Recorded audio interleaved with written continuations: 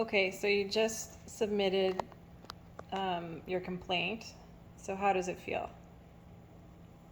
I feel like I'm ready to take a shower and get back to my other work, like continuing editing the news, going side by siding, shoveling the snow, getting exercise in the gym. So yeah, I just figure out what I want to do this year and just regular life. Because how much time is this taking up? Just before court, when we got back from Mexico, I did 16-hour days, maybe like 3 of them in a row. So 45 hours right there. But before that, editing the documentaries, of course, initially with Erbes, that took 40, 50 hours. And then writing the whole report, and I just kept on pushing it off, and every day I'd wake up and be stressed about having to think about Erbes. I would wake up and think about this, and it was, as you saw, I always tell you, I have anxiety, and so now that it's written and submitted, I feel like I feel like I'm on a little bit of a high right now, and the anxiety is dwindling away, and tomorrow I shouldn't have any anxiety in the morning about having to write this anymore. The thing is every single time I put a video out, I did the initial video series of City of Kelowna harassment, and watching those videos, my mom couldn't even watch the videos. It stressed the hell out of her to watch it, and I had to watch it over and over, and as I edited it, and it just, it creates so much stress because it actually happened to me. Well, you're reliving it every single time. Yeah, you relive it all the time, and I'm definitely traumatized from Erbes on January 29th, and then that trauma, it continued on right now a year later, and then when I had to put all the video evidence up, so I made a whole playlist, the January 29th, essentially the whole day of January 29th, every file with every file number, so I could really get the evidence and have it unedited. So this is all the unedited video files. I had to relive every moment of it again, and then, like I said, just trying to write that, I just pushed it off, and every day I would feel anxious, and finally wrote the 9 pages, only to discover that now I need to get it down to 3,500 words, and then, at the very last moment you copy the 3,500 characters, not words, sorry, this is like 700 words, to discover it wouldn't even fit. I was still over 20 characters, right? Yeah. Anyways, I'm just getting the funny details here, but then you have Castanet, who completely invalidated your story last year, right? So, and then you're reliving it and the trauma of it, yet they just completely invalidate your feelings and say you're just a YouTuber. What Tina's referring to is the smear piece by Castanet in conjunction with the RCMP, McIntosh. So he was one of the high up guys in RCMP last year, and Castanet got a quote. So my video went viral. I posted the first 2 videos immediately when Erbes was still outside my camper in case he broke in and tried to steal my evidence, and so I filmed and went right to the internet, right? And the first 2 videos, and the next day I did the 3rd video, and each of those videos combined created 500,000 views. So, and this was all local based in Kelowna. So the Castanet and the news medias, how they haven't talked about it all, reports on the World Economic Forum, and they haven't talked about doctors and opinions, and everything is censored. But they felt like it was their duty to report on this because it was going around the Okanagan. It was known that this happened because it was 500,000 views just for Kelowna. And so they did a smear piece, and they never contacted me for my comment or my telling of the story about what happened.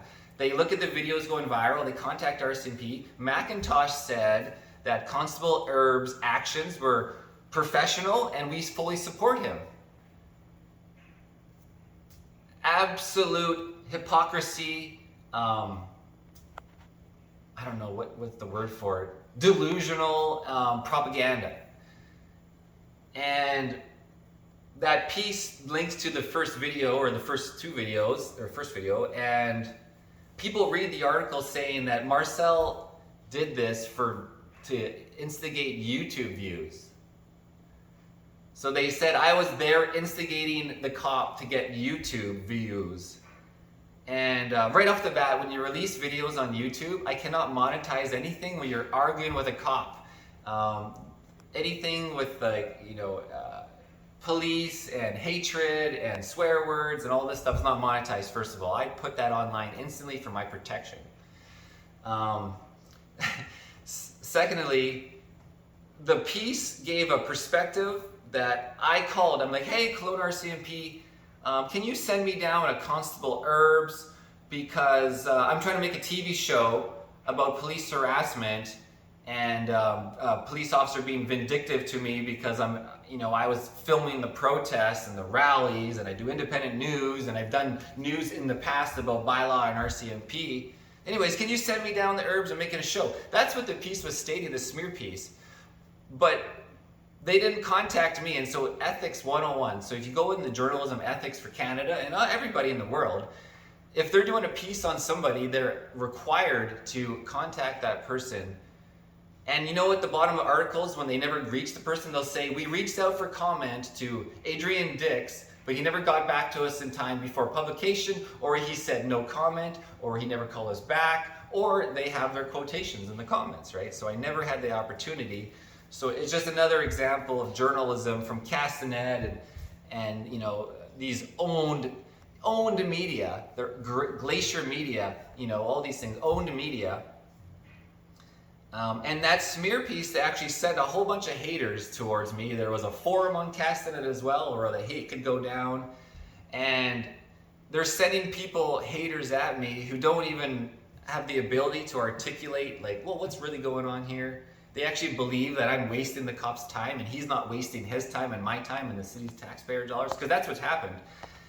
For 3 hours over a parking warning or an alleged parking complaint, even though there was never evidence of a complaint. How many officers in bylaw were down there? Again, there was Erbes for 3 hours, and then Hall for an hour, and then there was initially bylaw Hartman for the 3 hours, and then there was another bylaw, which we don't know the name of yet, and he was banging on the window and yelling at me to talk to him when I was on the phone with Hall waiting for him to come down. Then there was 3 or 4 commissioners, security of Kelowna standing around, and then a tow truck operator as well. This is because you're not allowed to stay overnight. They just wanted to Because they wanted to let me know that I'm not allowed to park here and stay overnight, camp overnight. Just like Rath said, he's like, I just wanted somebody to tell you that you can't camp overnight. If you were still here in the morning, then you're going to get a bylaw ticket, not even a tow. And the collusion I spoke about between Hartman and Erbes is very important to this whole puzzle. I did release a bylaw video, which I showed you yesterday, where I had three incidences where I filmed with bylaw, and one at Knox Mountain, where there's a complaint. I was parked from noon to 5 or 6 p.m. before going to dinner with a different girlfriend. Mm-hmm. And he comes over, and the house said I'd been camping there for 2 days. So they lied and told this guy, and this bylaw guy, I called him a shithawk, making fun of the trailer park boys, how they, the Leahy and everything, everyone's a shithawk, right?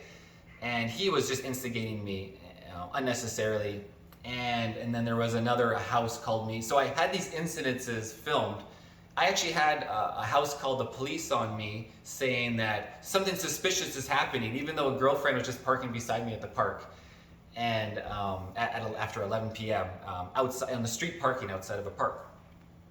So the videos before that I produced about the bylaw, I believe Hartman and all the bylaw of Kelowna are watching these videos.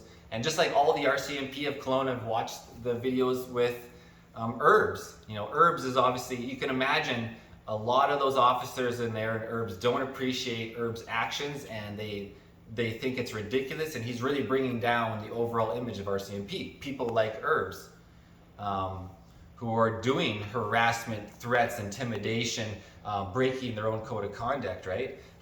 Again, neglect of duty, which is fabricating evidence and fabricating facts, improper attitude, etc. And so anyways, back to the smear piece. So Erbes, the smear piece sent a whole bunch of haters at me, and then we have bylaw Hartman and Erbes giving me a ticket that was thrown out by the superintendent because it didn't apply at all. I was not overnight abode. That's when you have a guy on the side of the highway, say on the connector, and he's setting up like a tent, and he has a camper, and he's got all his stuff on the street. He's camping for like a long term. You know, he's got his stuff on the side of the highway. We've seen some on the side of the highway on the way to Penticton. You know, there's that one RV just on the side. They got everything out, and nobody's kicking him out for a month. He's there for a month, and so that's like overnight abode. If you look it up and the term camping, etc., and break it down. Also, again, he didn't have any reasonable articulable suspicion that I committed a crime. I didn't commit any crime, and there was no suspicion that I had committed a crime, which means he can't ask for my ID. And because I was not in the vehicle, you can't. I was in the camper, and the camper is, if you look up the terms, you know, it's just like when a cop comes to your door in the house, he can't demand your ID. Or you're walking down the sidewalk, a cop can't demand your ID unless he's investigating and reasonable articulable suspicion that you committed a crime. They're able to do investigations, but I don't have to help you in your investigation. So Castanet really They really dropped the ball like they've done through the last whole 3 years. And eventually when all this is gone through, I'm going to be contacting Castanet and Rob Gibson directly. You know, Rob's the guy that wrote that article, that smear piece, that didn't call me. Rob, where's your phone? Did you not give me a call? And they're going to have to do a correction, or, you know, they should do a correction when I give them the information, and I'll look forward to that day. Just like, you know, I should be getting an apology from Erbes and the RCMP, right, at the end of all this. All right. Yeah, that was a good rant, huh? Shit. Okay, time to have some fun and get back to life's work, other work, right? Yeah. Yeah. Yeah. Good job. Cheers.